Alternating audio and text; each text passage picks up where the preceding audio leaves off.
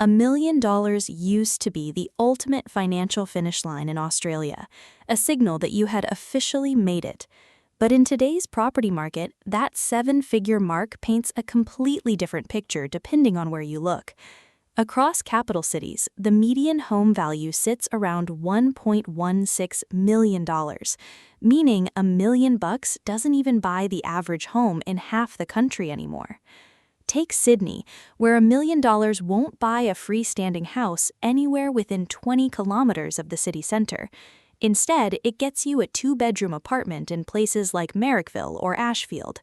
If you insist on a house with a backyard, that budget pushes you way out west toward Blacktown or Campbelltown, turning the $1 million dream into a long daily commute.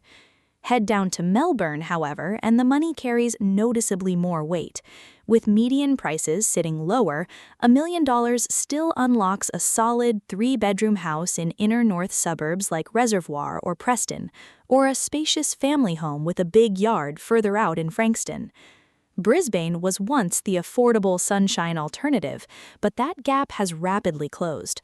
Driven by interstate migration and momentum leading into the 2032 Olympics, the median home price has climbed over $1 million.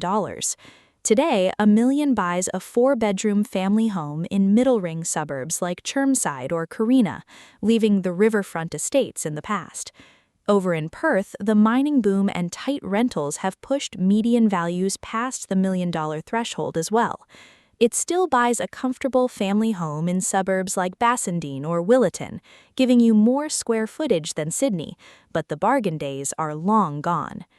Adelaide offers incredible value by comparison, where $1 million secures a charming character home in Prospect or a coastal house in Glenelg.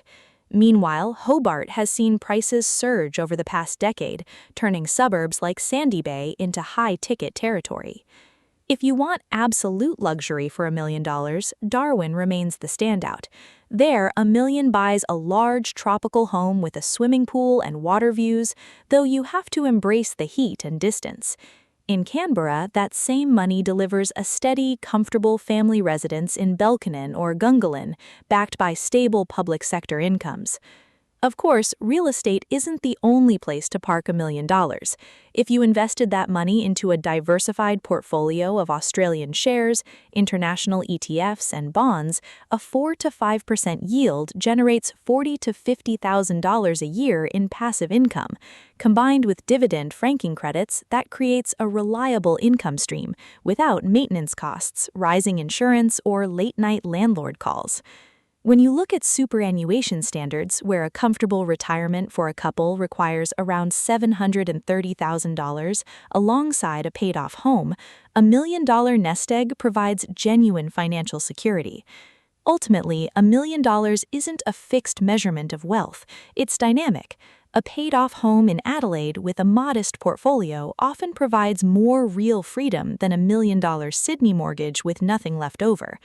Money only carries real power when you give it a specific job, whether that's buying a home, generating passive income, or securing peace of mind.